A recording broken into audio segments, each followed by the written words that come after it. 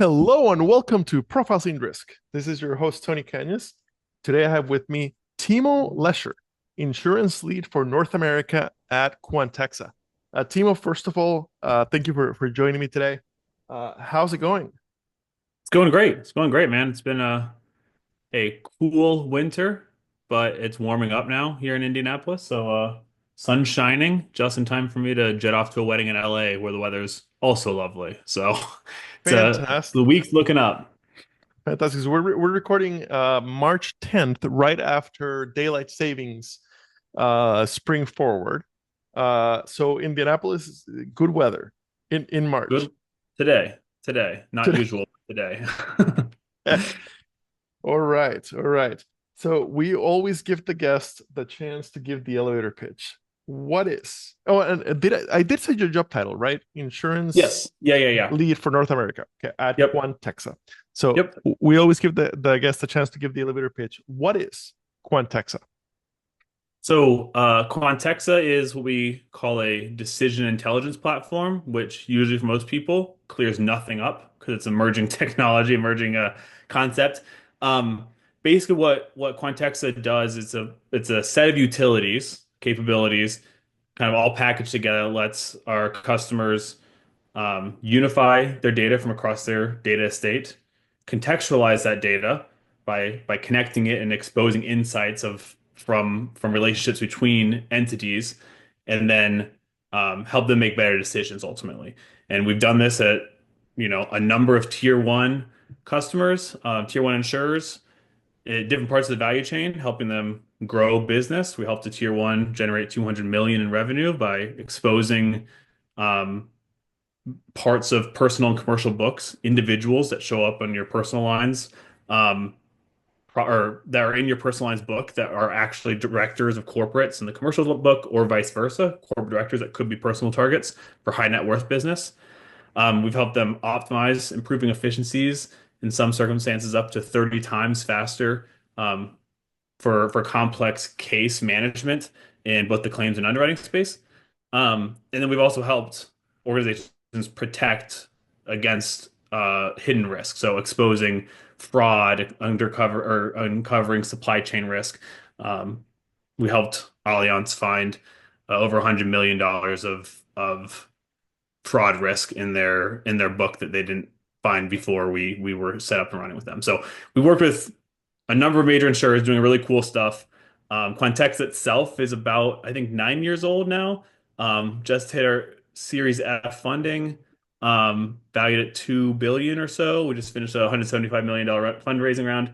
We're not as well known in insurance because a lot of our background is in the banking and government space. Insurance is more in the last 3 to 4 years for us. But we're making good traction. Got a couple of big tier one logos under our belt and are growing like crazy. So it's fun place to be. I joined about 6 months ago. I was, Tony met me right when I was making this transition and gave me some awesome advice on moving from a consulting background, which I was, into this product role in the insurance space. And so if you haven't had a chance to grab a coffee with Tony to help him build your career up, definitely take the time to do it. Uh, A little say advice that somehow has not gotten you fired in 6 months. So I will take that as a win.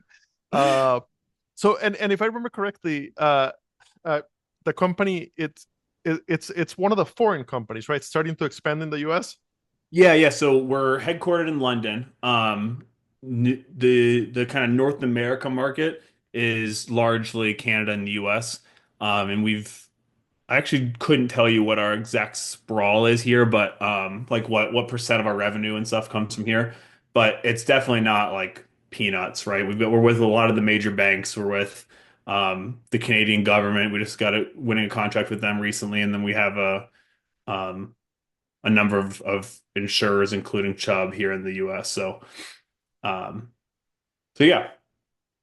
All right, right. So let's kind of dig into it piece by piece. Okay, so decision intelligence platform, which, as you agree, nobody really knows what that means, at least before they buy it, or before they look into it. Okay, so basically, a set of utilities packaged together uh, help customers unify data.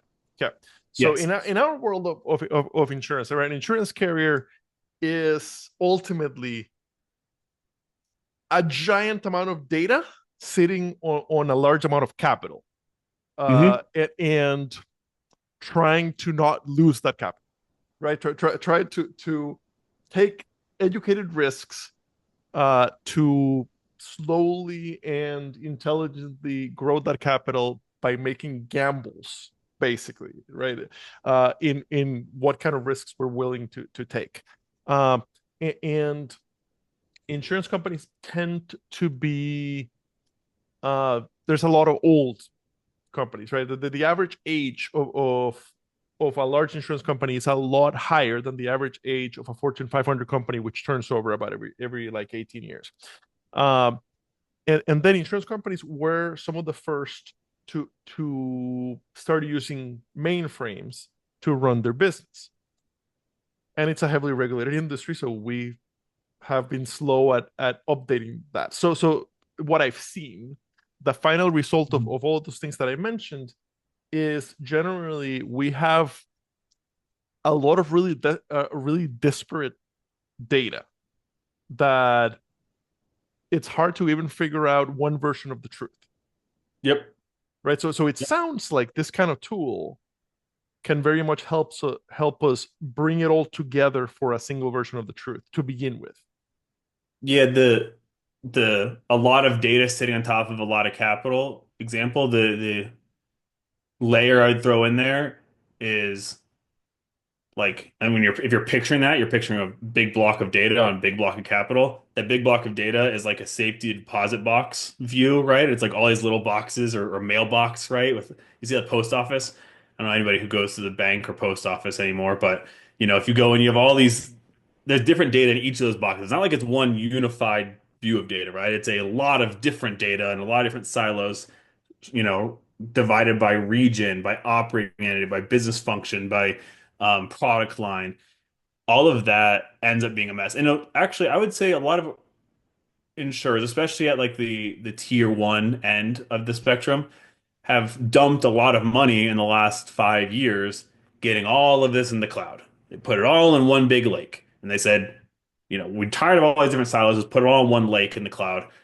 And then they say, cool, it's all together. The reality is, for any data scientists, data analysts, data engineers who have looked at that one data lake, they see 8 instances of Tony Cañas. They got one without the Enye. They got one with Antonio. I don't know if you're funny, it's Antonio, but right? They've But, got but you're they've a got thousand percent when it comes to yeah, me, 1,000%. The Enya, not the Enya, and my actual name is Antonio. Yes. yeah, yeah. And then they go through these record. I mean, many people have heard of this concept of master data management, right? MDM, which the focus of that is to take all these instances of Tony, the customer, and say which is the real view and the most robust view. How can I get one central view and then percolate it out to all the systems? And that's great. Takes a lot of data engineering. It's expensive. It's time consuming. It unfortunately is a little brittle in that you're constantly having new data sources, new product launches, new markets being explored, new acquisitions. That all introduces new iterations of the Tony problem, right? And you have to kind of remaster it every time. But again, solvable just with time and energy and dollars. The One of the challenges is less solvable with that time, energy, dollars on master data management is you're only trying to master Tony the customer. So what happens if Tony, the customer for your personal lines account, is also a risk manager and a commercial opportunity that you're underwriting on the commercial lines book? You would have no idea. Yeah. Exactly. The What yeah. if what if Tony's a third party claimant from a prior claim before he was your insured, right? It wouldn't be part of that master data because it's not in a customer column in a data record. So you miss out on building a full view, not of a customer. I mean, you're building a full view of the customer, but you're not building a full view of the person that is the customer, the entity.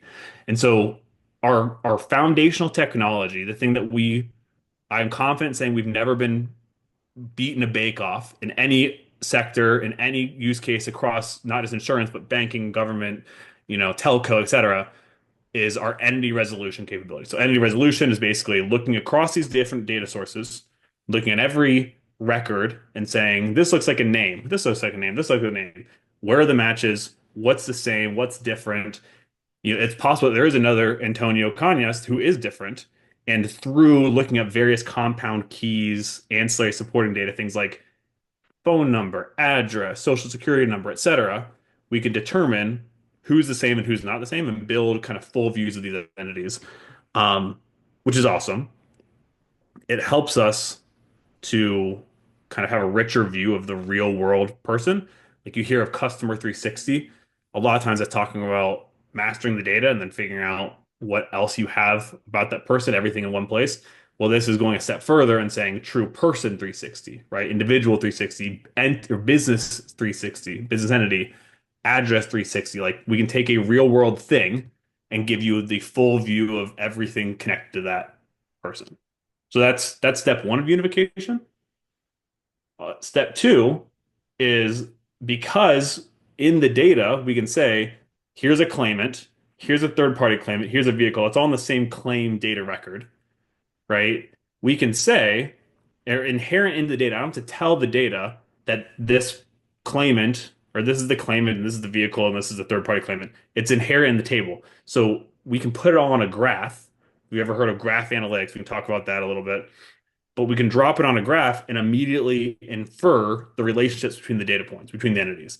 So we can, by ingesting all this data and then resolving it and then connecting it, we build this contextual graph view of every individual and how they connect to every other individual, every business, every vehicle, every address, etc., in your entire data state of every data point or data source that you give us, which allows our customers to draw these really advanced analytical models, which is where we hit some of those major outcomes I mentioned earlier.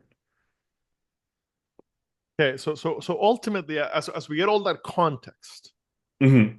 okay, it allows us to build advanced analytical models. Okay. Uh, So when I talk about advanced analytical models, right? Most analytics, most run on what do we know about this customer, right? So a customer has a source supporting attributes. They're a male or female. They live in this zip code. They drive this kind of vehicle that falls into this class, whatever. You can draw these attach each of those features, right? You can attach some kind of scoring, weighting, whatever, and then build a model that ultimately is predictive based on those features. By building these kind of graphs, we call them ego graphs. We can build a whole world knowledge graph, but a lot of times you're running analytics on a person. What's the claim propensity of this to litigate? What's the likelihood of the conversion rate for this opportunity? We're looking at a single opportunity, individual, whatever. We can look at not just the person and the associated features of that person, but we can say, how many are they connected to a bad actor, right? From a fraud risk standpoint. Are they being serviced by a business that has known bads, you know, been flagged for fraud in the past? Are they connected to other claimants who have been known to be doing bad stuff in the past? Are they connected to a business that is owned by a business that has been that has other businesses who have done bad stuff in the past, right? We can build these kind of complex views and score not just the individual, but their relationships to other individuals, and then the aggregate sum of bad flags in the entire graph that you're interested in, and all of those become additional richer features to not just let you look at demographic information or firmographic information, about the business, the location, whatever, but the kind of behaviors and associations they have with other things in the real world, which lets you have very, very predictive analytics. I don't even know what to ask. uh, okay, so be able to see my data in a holistic way, and run much better analytics on that data to find opportunities to improve what we do, create better products. Um, right? It sounds like a beautiful dream. Um, what is the implementation like? And especially the carriers have been investing heavily in their technology over the last decade or so. Where does my technology have to be able to really take advantage of it? It's a good question. So that connected for just level setting for later conversations, so I don't have to keep describing it. That connected thing of all the resolved entities, we call that our contextual fabric. It's a contextual fabric used to make decisions. You may have heard of a data fabric. That is not the same. A data fabric is just getting everything in one place. Contextual fabric is the connected real world view of the entities. Now, having a data fabric, having all your data in one lake, one common place, significantly accelerates the implementation of building a contextual fabric. Because you already have all the stuff in one place. The problem is not that getting it together, it's the connecting it, resolving and connecting it. Um, so organizations who have already gone through some sort of initial data migration to the cloud, a big concerted effort for that, are primed to, get this up and running very quickly. We've had customers who, now I want to caveat this and not set expectations too lofty. This is for limited data sets, for limited particular use cases, for limited scope, like MVP implementations. We've had customers in 2 weeks, in 10 weeks, get something up and running just by connecting us to their lake. Um, so that would be an Azure One Lake, AWS S3, Google Cloud Lake. Databricks is really good. We're actually built with native, capabilities into Databricks. So organizations who have Databricks and have already kind of gone that next step of maturity rather than just cloud, but cloud plus Databricks are very well positioned to move into to Quantexa to build us on top of that. Um, but at its core, all we need is the raw data, right? So we need to get data into our world, which means customers have to dump. If they don't have some sort of cloud migrated thing, we sit in their estate. Should probably say that. We sit in our customer's estate. We're not a SaaS provider where you send your data onto the cloud and we do some compute and send it back. We live in your world. And in that way, we just need to get data from its source system into our world, into our little pocket of your world, right? So usually it's some sort of file dump or an API feed if it's not, already in one cloud. Maybe you're a multi-cloud estate, so you got to pull stuff from one to the other. Um, but we're talking, in the scales of months, not years, like a lot of big data transformation efforts look like. Um, I don't know if that answers your question or if you Okay. want to press in Yeah, deeper. that gives me a good Okay. idea. Okay. Um, do I need an army of very expensive data scientists with PhDs to make the most of it? So it's a good question. The the short answer is no.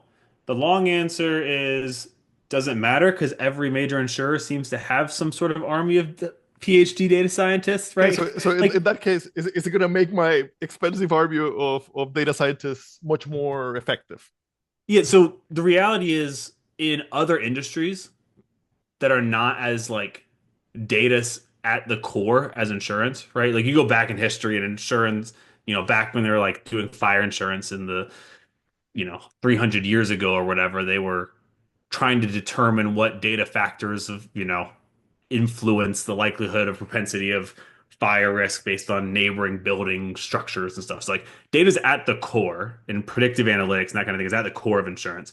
Um, in other industries, it's not necessarily the case. And so our our product, when you get into that decide and act phase, like context or unify, contextualize, decide and act, we've taken best practices from working with a bunch of different clients and built kind of a starter kit of decision models, right? Score, flags, etc., that you can leverage and then configure to your desired structure for some of our more common solutions implementations.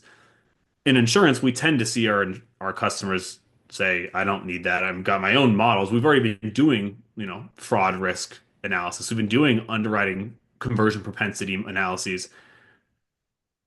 They just have been doing it on a view of the data that's a little flatter, a little less rich, a little lower quality. And so when they put that same model into our resolved contextual fabric, they're seeing significant improvement in the accuracy, productivity, et cetera, et cetera.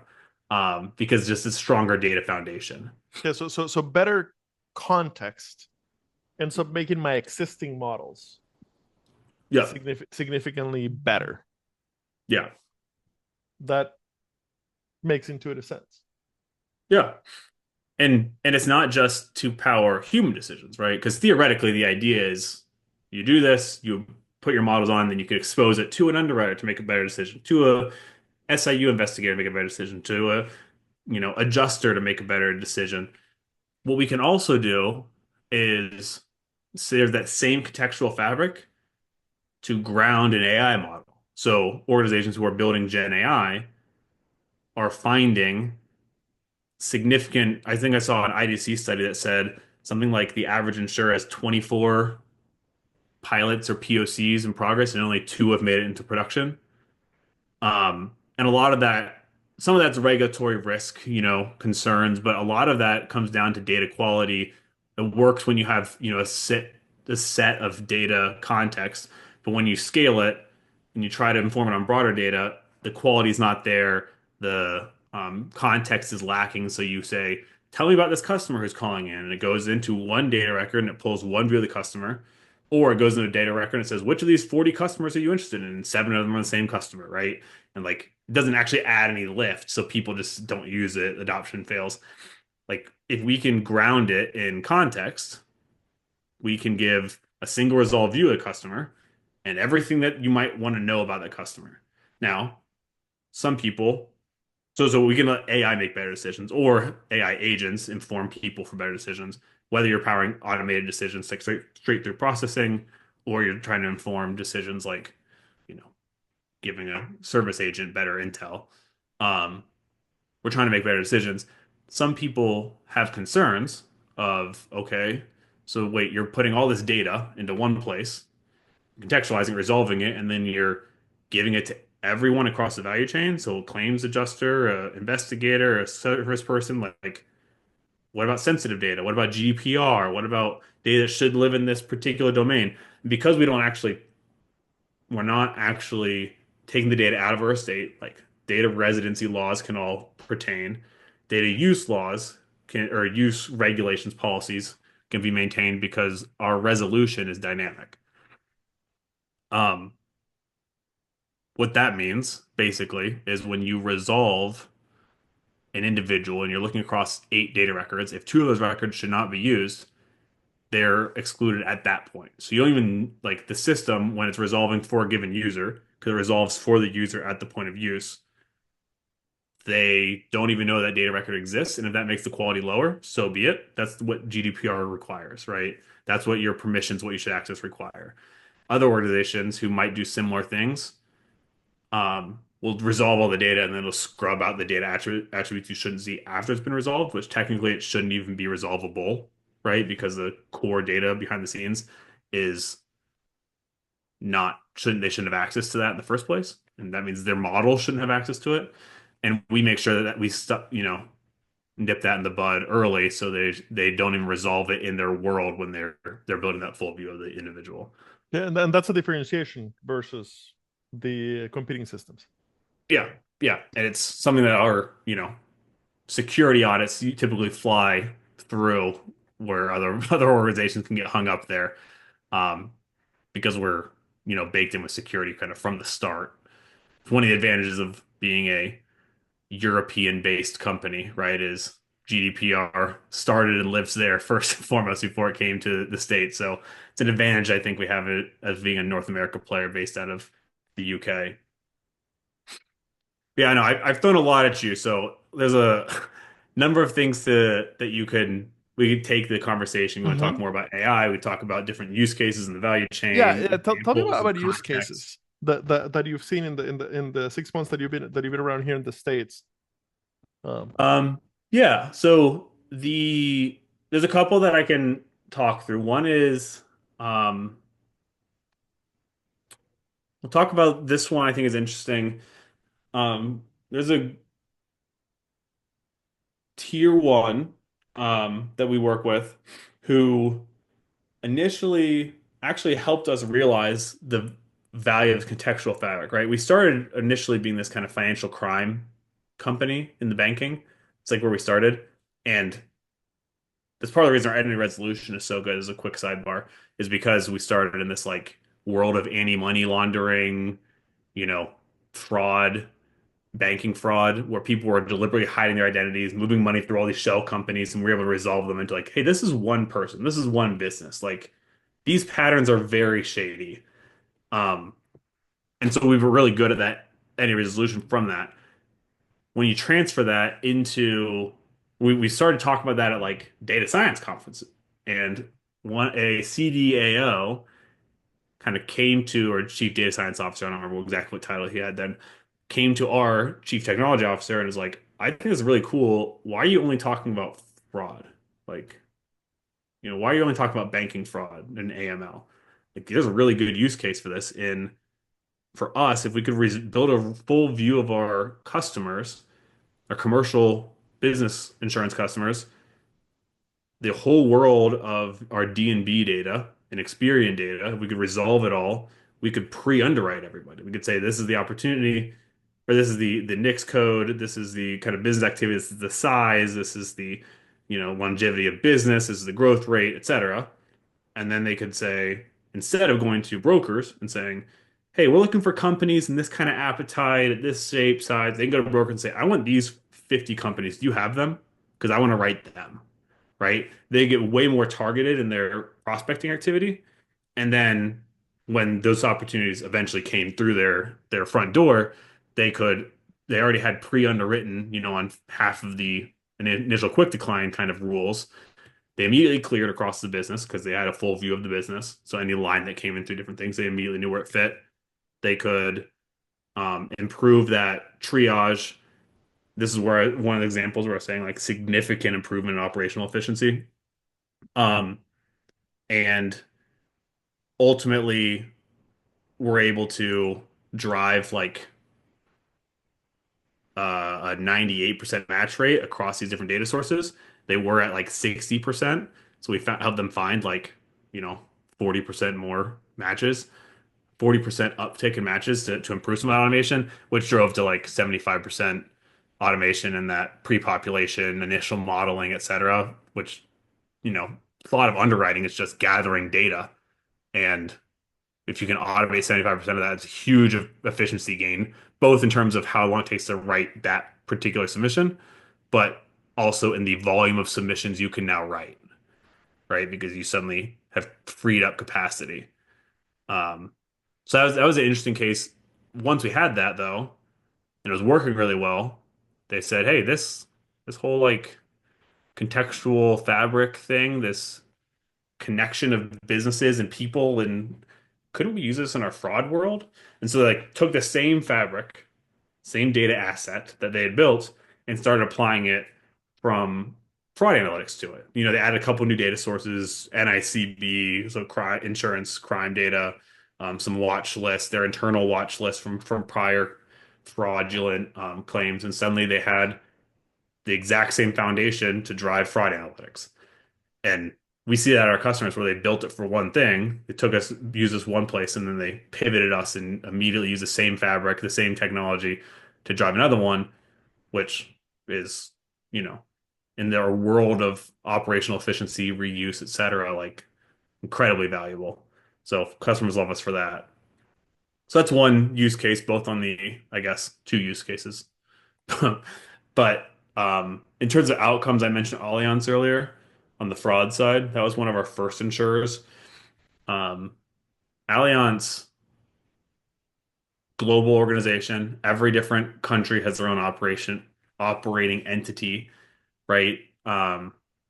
Which means they have their own data states, and they wanted to build one kind of common fraud solution that supported everybody. Ideally, it took data from everybody and used it to connect dots between, countries and operating entities, find bad actors who are moving from country to country, et cetera.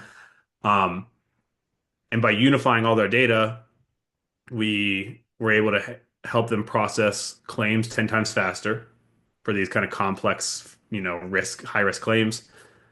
That Reduce is gigantic right there, right? Yeah. Yeah, Uh, yeah. The operational improvement, right? yeah, the faster that you can close the claim, the better off you'll be, right? Claims get more expensive. Claims don't age well.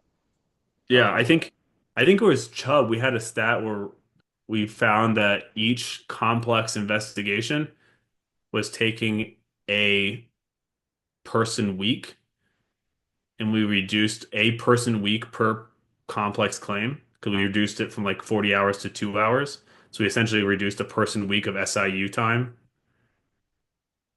per complex claim, which sounds like, okay, so you significantly reduce it. No, it means they could find so much more, right? They found, I think, 10 million more in a short time frame just from this additional, connection of insights. And it's not just finding more or handling more. Like it, Allianz, um, we found 18 to 30% more fraud, so more signals for fraud, depending on like the line of business in the region, which sounds like, okay, so you found a lot more noise, but we also raised acceptance rates to 80%, which significantly reduced the false positives. And so we had some regions where we had in terms of outcome, like impact dollars fraud saved, 90% improvements in those regions. Um, which you can imagine now when we talk about these kind of numbers, why customers like perk up and we're starting to take off in insurance, which is really cool. Really cool to be a part of, lucky to have joined a company doing awesome stuff at a right time. Um, What's been, so it's now been 6 months. You came from another vendor, from a significant amount of time at another vendor. So you're mhm. already used to the vendor world, so serving insurance, as a tech vendor.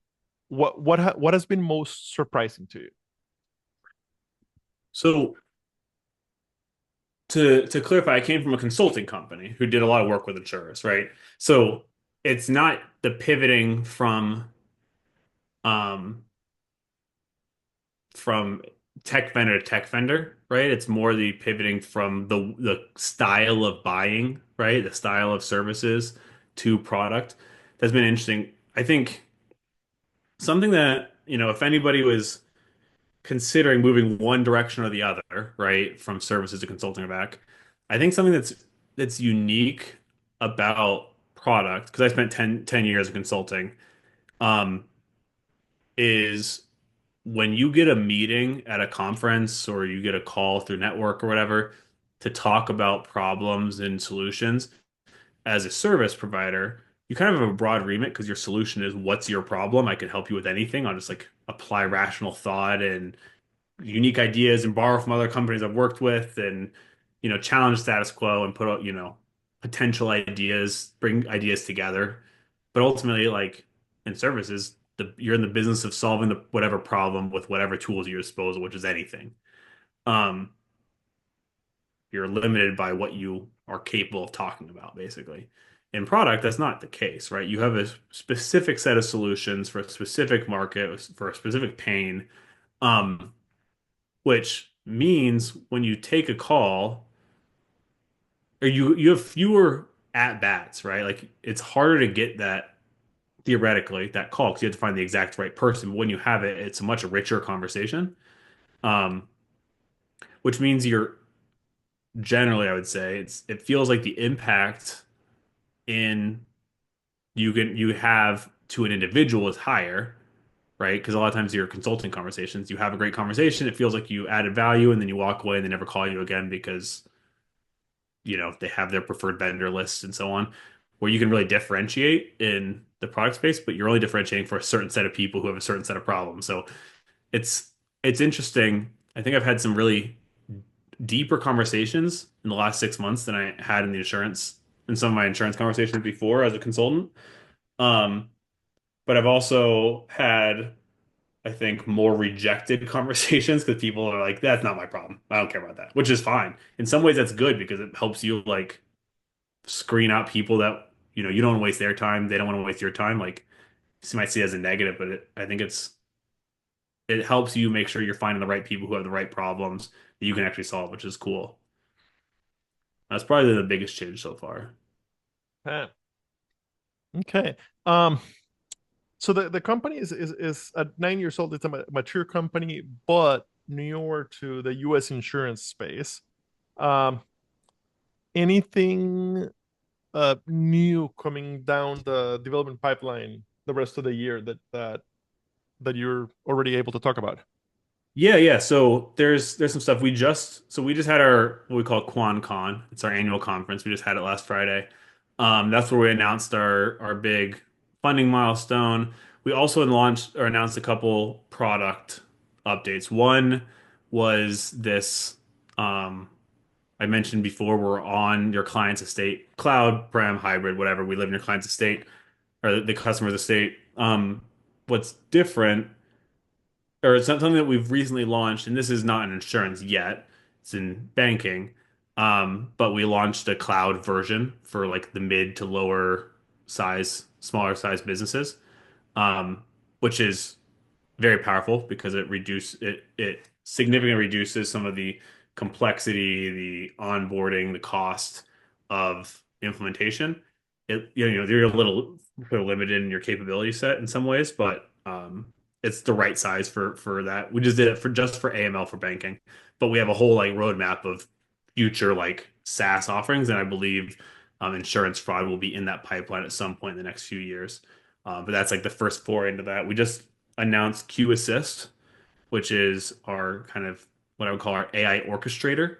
So um, when companies build their own internal GPTs or whatever large language model kind of solution, a lot of times, like I mentioned this earlier, they go to support that. They can't train on all their data because the data isn't in language format. So they end up using either really complex prompts or they make calls doing what's called a RAG, retrieval augmented generation. I don't know if you've talked to any RAG providers on your Actually, I have not, no. okay. So retrieval augmented generation is basically when you have your prompt, what was our financials last year? And instead of it looking through like annual reports and finding like a string to like next word string iterate through kind of any other large language generative AI kind of solution would, it would recognize that, derive context out of that query, make an API call to a data store, pull back the data, reorchestrate it in its response, and then add the actual data. So you use like no hallucination risk of it making up financial performance. It's actually getting data out of your data store. The problem is if you do that and it's getting data from five different data stores, or it doesn't know which data store to get it from, or it's assuming it should get it from this data store when it should be from that one, you end up with potentials for mismatch, for it to fail, for it to not connect, or you're asking it to connect three people across three different data stores and it doesn't know how to do that. Um, we our um, Q assist kind of is that orchestration layer between the end LLM, the engine AI model, and the contextual fabric. So it orchestrates the API calls into the right, you know, the resolved contextual thing and can pull back the individual, then what the individual's connected with, derive some of the context out of the question to bring back the relevant information, um, and is providing significant lift. I know we haven't done any insurance implementations of that yet, but we do have one for HSBC in the banking side, and they're seeing huge success on Copilot adoption and efficiency gains through that particular capability because people are using it because it doesn't fail on them. And they kind of like what they call their RM, the relationship manager, like the frontline banker to, customer relationship. They're using that a lot. Um, so, anyways, I think we'll see more of that in insurance in the next year. And as we do, we'll see more development and enhancements to that model, I think, kind of an insurance context to it. Um, we also have this capability of text to networks, which I think is more of a recent announcement. We're enhancing it more, but talking about grabbing all this data from all these different places, that's great. But 80% of insurance data is unstructured, right? So, what do you do when that data is a paragraph, right? And we aren't in the space right now of like trying to parse text out of PDFs. Like there's lots of really good companies that do the intelligent document processing, OCR, data extraction from those documents. Once they do, they still put it in a paragraph. Like if it's a paragraph there, it ends up with a paragraph here, and it's still hard to use that for analytics. And what we can do is using natural language processing and some parsers we built, take paragraphs of text that might claims note, right? I mean, you were adjuster at one point, right? You would write claims notes and you'd say, this person talked to this person, they were advised to go to this service repair shop. They got a quote, reached out, it felt high, so we advised them to go to this repair shop instead, whatever. All of that data is really rich data in there. And we can pull that and say, person, business, business, initial suggested business, risk score, high bad appetite, or, high expensive, second business quoted, right? Like you can draw these connections between these entities and drop them into your graph, resolve them along with all the other entity resolution we do to leverage that in the both the accuracy and robustness of the graphs, but then also leverage them into the um, as analytics features, which is really powerful for those who are trying to make use of all their data in their estate, because otherwise you're, pigeonholed to using 20% of what's available. So that's some of the stuff that's on the pipeline. Um, cool stuff that's in the pipeline. Stuff the text and networks thing I'm very jazzed up about as we continue to enhance that. All right. So for the listeners, um, so this sounds interesting. Check out quantexa.com. And what what what what does the process look like? Like if I carry once a demo, what Mhm. are you able to what does the demo look like? Can you use your own data for the demo? Kind of what's the process there? That's a great question. So we have some standard demos where we have some mock data in that we can showcase how multiple sources get resolved, how we build graphs off it. We have our own visualization of our graphs. I don't know if I mentioned that, which is great because it helps investigators like see these contexts as they try to explore identifying those kind of, you know, fraud rings or relationships to current customers or whatever. Um, we showcase how we can both port that into like a Guidewire or a Salesforce. We show what it actually looks like to engage in our platform, lets you kind of look into the lineage of how these things were resolved, where the sources came from, how they're connected. So we could do that for a number of different use cases, depending on if you're looking for fraud, for just trying to understand entity resolution, for underwriting. We also have some, if once we kind of get general idea, this like makes sense, we can run kind of MVP pilots essentially with our customers who are, we can time box a certain amount of time, focus on a use case, identify some data sources, get them into our system and let them kind of see how it works in the real world. So where we actually did that recently with this is a RICO case, this like common work comp fraud ring that happened in New York, where a bunch of people were claiming they fell off of scaffolds in construction industry. And for those listening who are in the fraud world or claims world, they may be very familiar with this.